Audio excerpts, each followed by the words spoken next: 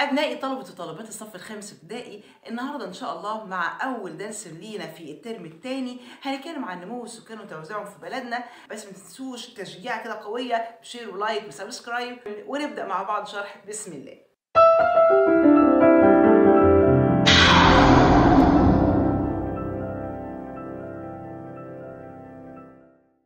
بداية، مصر من أقدم الدول اللي عملت تعدادات سكانية. طبعا السنة اللي فاتت في الصف الرابع ذكر لحضرتك إن مصر عملت تعدادات سكانية قديمة جدا من أيام الفراعنة والدول الإسلامية، بس ما ذكرش أرقام لهذه التعدادات. فأنا أقدم تعداد أعرفه بأرقام اللي اتعمل سنة 1882.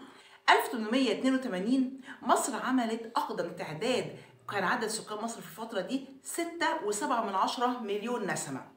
يعني في نهاية القرن ال19 1882، يعني نهاية القرن ال19 مصر عملت تعداد كان عدد سكاننا 6.7 مليون نسمة.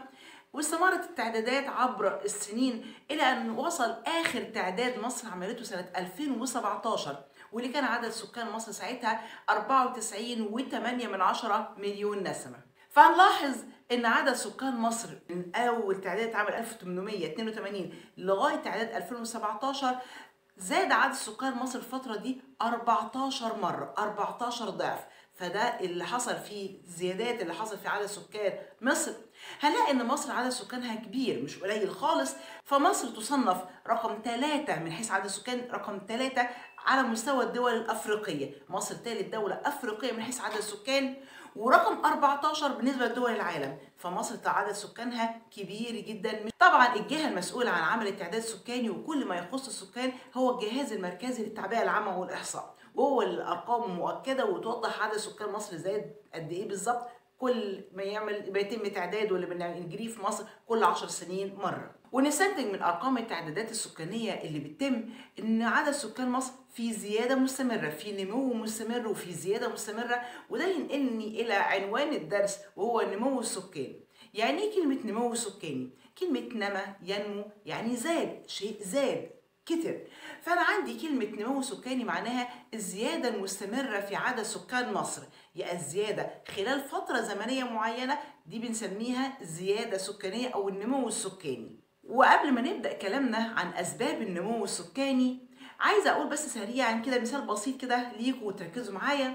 لو تخيلنا إن حضرتك عايش في عمارة، والعمارة دي فيها طبعا سكان كتير، عدد سكان حبينا نعمل كده حصر كل سنة، نعمل نعد عدد سكان العمارة ونشوف السكان قد إيه، في زيادة في نقصان. فلقينا ان عدد سكان العماره دي 100 فرد. والمره اللي بعدها بنعمل التعداد في السنه اللي بعدها لقينا عدد سكان العماره 105. قلنا يبقى اكيد في 5 افراد جداد او اطفال جداد اتولدوا في السنه دي، فده اللي حصل. بس لما دورنا لقينا ان اتولد 7 اطفال مش 5 بس. امال ايه اللي حصل؟ احنا لقينا زياده عندنا 5 افراد بس. فلما دورنا وبحثنا لقينا ان في فعلا 7 اطفال اتولدوا، بس في طفل منهم توفى، وفي واحد كبير السن برضو توفاه الله. فنلاقي ان الزياده اللي حصلت في عدد سكان العماره هم 5 افراد بس. لو كنت ركزت في المثال ده فهنتكلم على اسباب النمو السكاني. النمو السكاني ليه سببين 2، يعني نمو اي بلد ليه سببين. اول سبب وهي الزياده الطبيعيه، واللي انا شرحتها معاكم دلوقتي في المثال البسيط اللي احنا قلناه مع بعض ده، دي اسمها الزياده الطبيعيه. يعني ايه الزياده الطبيعيه؟ حاجه طبيعيه، ناس اتولدوا وناس فقدناهم او توفوا، فالفرق بينهم بنسميها الزياده الطبيعيه. يبقى الزياده الطبيعيه هي الفرق بين عدد المواليد وعدد الوفيات. قد ايه اتولد؟ طب مش بس اللي اتولدوا، ما هو في فاقد، في ناس بيتوفاهم الله وفي ناس بنفقدهم.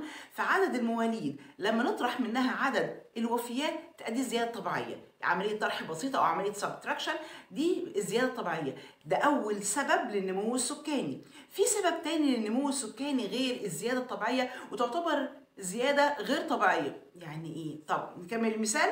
اتفقنا مع بعض ان عدد سكان العماره وصل ل 105 فرد. طيب بنعد التعداد السنه اللي بعدها لقينا عدد سكان العماره 110. خلاص عرفنا احنا اكيد اتولد 5 اطفال، فدي الزياده اللي حصلت او اكتر من كده. لا، ما حصلش. لما دورنا وبحثنا لقينا لا في حد اتولد ولا في حد فقدناه توفى. طب ال5 دول جم منين؟ طب دوروا كده، عيل كده ولا عيل كده راح فين؟ لا مفيش حد اتولد خالص. امال ايه اللي حصل؟ اللي حصل وده السبب الثاني للنمو السكاني معانا، وهي الهجرة. اللي حصل ان في أسرة جديدة جت في العمارة فعدد سكان العمارة زاد، ده كل ما فيها. فأنا عندي سبب تاني للنمو السكاني، وهو زيادة غير طبيعية. زيادة غير طبيعية اللي احنا بنسميها الهجرة، يعني انتقال الأفراد من مكان إلى آخر. فالافراد لما ينتقلوا ويتحركوا من مكان لاخر ويستقروا فيه ويستوطنوه بنسميها الهجره، والهجره دي ليها اسبابها. بس قبل ما نبدا كلام عن الهجره هنتكلم سريعا عن الزياده الطبيعيه. وهنلاحظ ان الزياده الطبيعيه عندنا في مصر في الفتره الاخيره حصل فيها عمليه انخفاض شويه. ليه؟ بسبب انخفاض نسبه المواليد وكمان انخفاض نسبه الوفيات. طب ليه المواليد انخفض نسبتهم في الفتره الاخيره؟ هنلاقي انخفاض نسبه المواليد ليها سببين اتنين.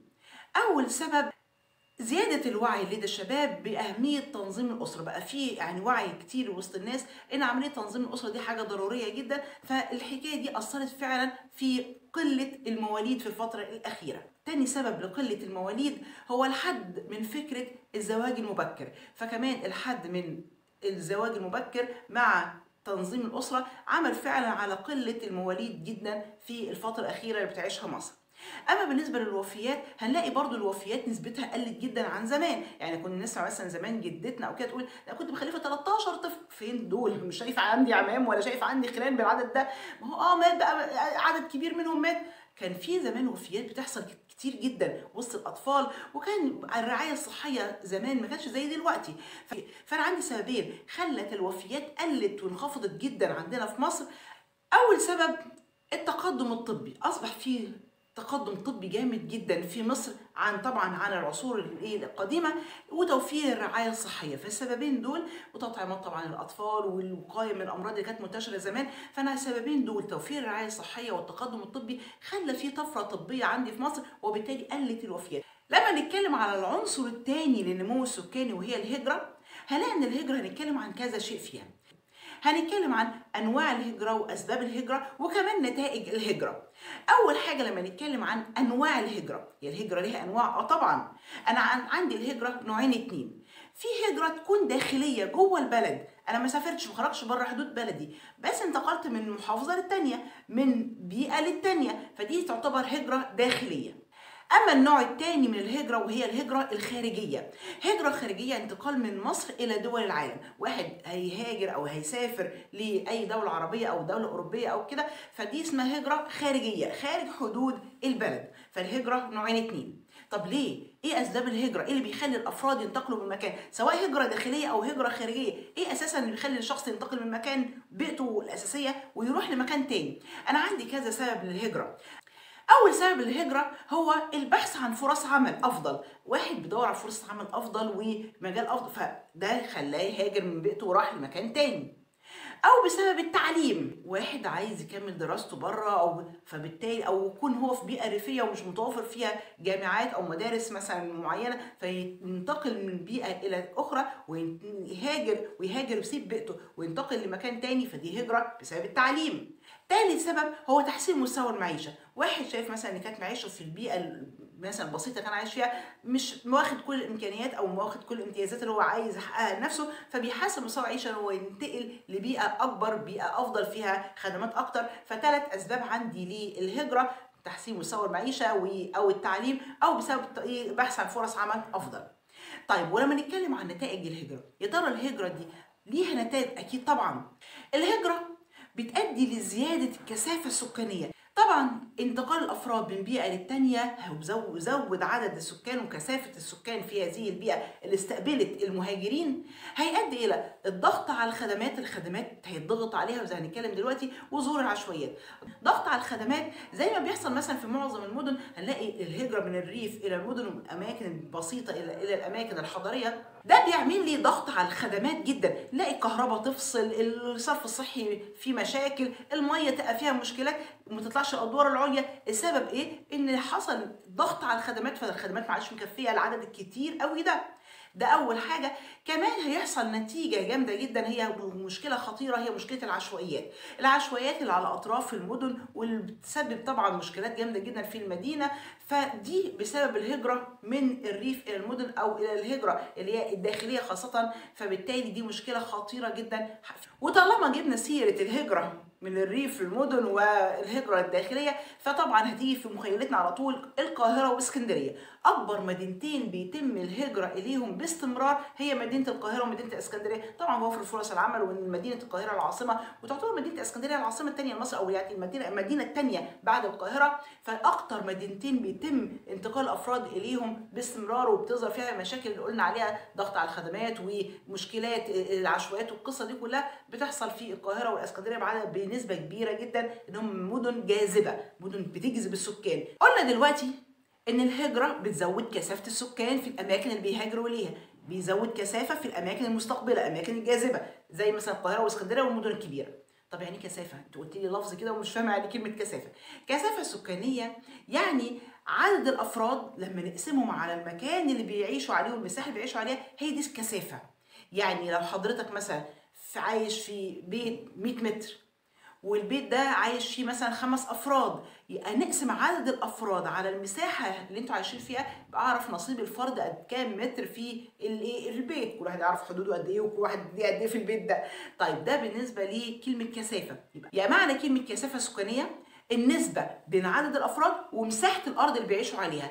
لما نقسم عدد الأفراد على مساحة الأرض اللي بيعيشوا عليها، يبقى دي اسمها كثافة سكانية. بس نلاحظ لو بصينا على خريطة مصر واضحة قدام حضراتكم، إن عدد سكان مصر مش متساويين في كل الأماكن. مساحة مصر كبيرة، 1,000,000 كيلومتر مربع، بس مش كل الأماكن في مصر بنفس المستوى وبنفس الكثافة. في المحافظات كلها هنلاقي في اماكن فيها كثافه عاليه جدا وفي ضغط جامد جدا في الاماكن دي، واماكن تانية تكاد تكون خاليه من السكان، مفيش حد عايش فيها.